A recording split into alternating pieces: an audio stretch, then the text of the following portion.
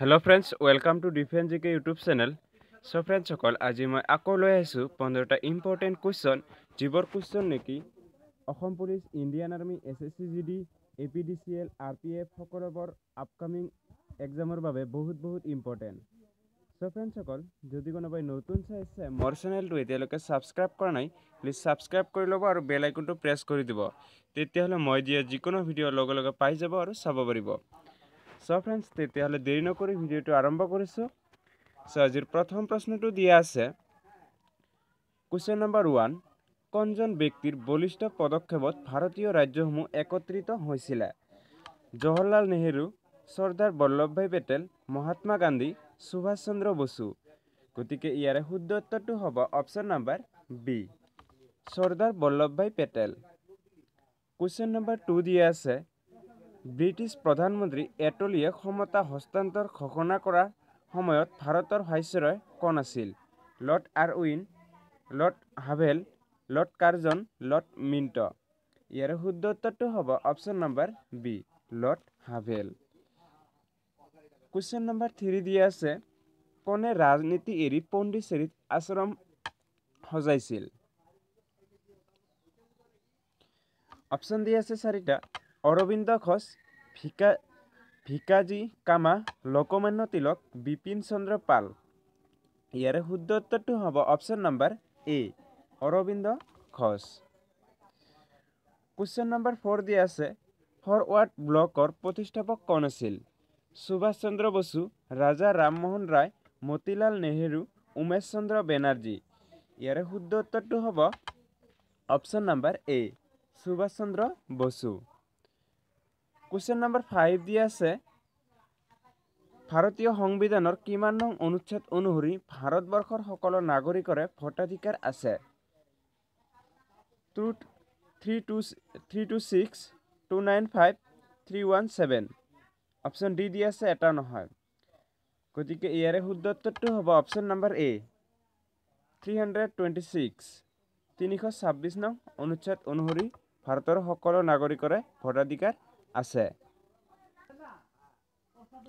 Question number 6 দিয়া আছে নাৰায়ণ ঘাট তলৰ কোনজন ব্যক্তিৰ সমাধিস্থল? গুলজাৰিলাল নন্দা, মহাত্মা গান্ধী, ৰাজীৱ গান্ধী, চৰণ সিং। গতিকে ইয়াৰে শুদ্ধ উত্তৰটো হ'ব অপশ্যন নম্বৰ এ, গুলজাৰিলাল নন্দা হ'ব ইয়াৰে শুদ্ধ উত্তৰ। মহাত্মা গান্ধীৰ সমাধিস্থল হ'ল ৰাজঘাট। তাৰপিছত ইন্দিৰা গান্ধী, এওঁৰ সমাধিস্থল হ'ল শক্তিস্থল। তাৰপিছত দি আছে চৰণ সিং, এওঁৰ সমাধিস্থল হ'ল কিষাণ ঘাট।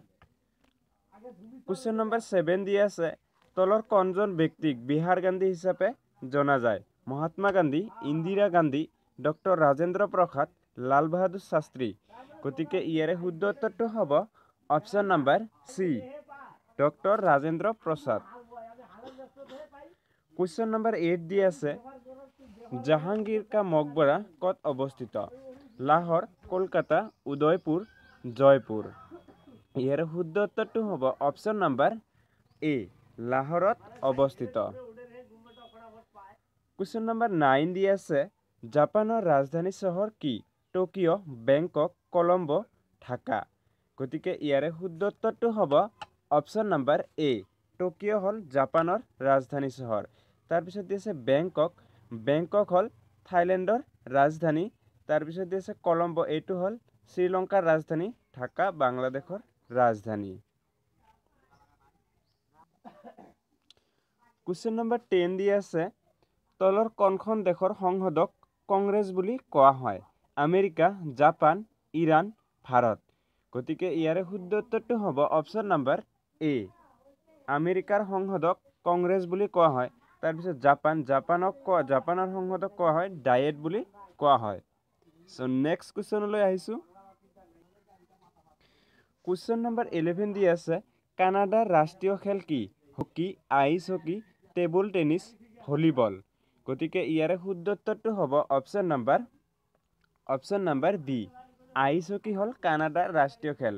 হকী আমাৰ ভাৰতৰে, টেবুল টেনিছ হ'ল চীনৰ ৰাষ্ট্ৰীয় খেল। তাৰপিছত ভলীবল হ'ল শ্ৰীলংকাৰ ৰাষ্ট্ৰীয় খেল।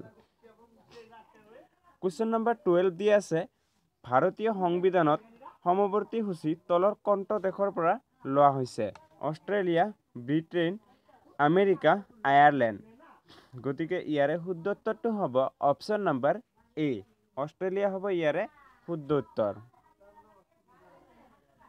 কুৱেশ্যন নম্বৰ 13 দিয়া আছে ভাৰতৰ সংবিধানখন সম্পূৰ্ণ প্ৰস্তুত কৰিবলৈ কিমান সময় লাগিছে অৰ্থাৎ কিমান সময় বা কিমান দিন সময় লাগিছে অপশ্যন দিয়া আছে 4টা 2 বছৰ 11 মাহ 11 মাহ 18 দিন 2 বছৰ 11 মাহ 18 দিন এবছৰ 12 মাহ 18 দিন গতিকে ইয়াৰে শুদ্ধ উত্তৰটো হ'ব অপশ্যন নম্বৰ সি 2 বছৰ 11 মাহ 18 দিন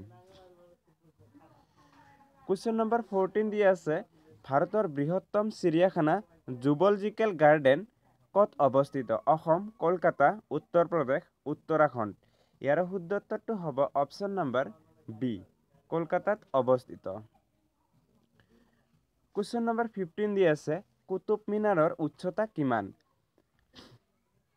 73 মিটাৰ 240 ফুট তাৰপিছত দিয়া আছে 70 metre 20 foot 50 metre 240 foot 69 metre 230 foot গতিকে ইয়াৰ শুদ্ধ উত্তৰটো হ'ব option number A 73 metre 240 foot ইয়াৰে শুদ্ধ উত্তৰ সো ফ্ৰেন্ডছ আজিৰ 15টা কুৱেশ্যন শেষ হৈ গ'ল সো ভিডিঅ'টো চাই কেনে লাগিলে প্লিজ কমেণ্ট কৰি জনাব আৰু যদি ভাল লাগিছে প্লিজ লাইক শ্বেয়াৰ কৰিবলৈ একেবাৰে নাপাহৰিব আৰু আপুনি যদি মোৰ চেনেলটো নতুন চাই আছে তেতিয়াহ'লে এতিয়া ছাবস্ক্ৰাইব কৰিবলৈ একেবাৰে নাপাহৰিব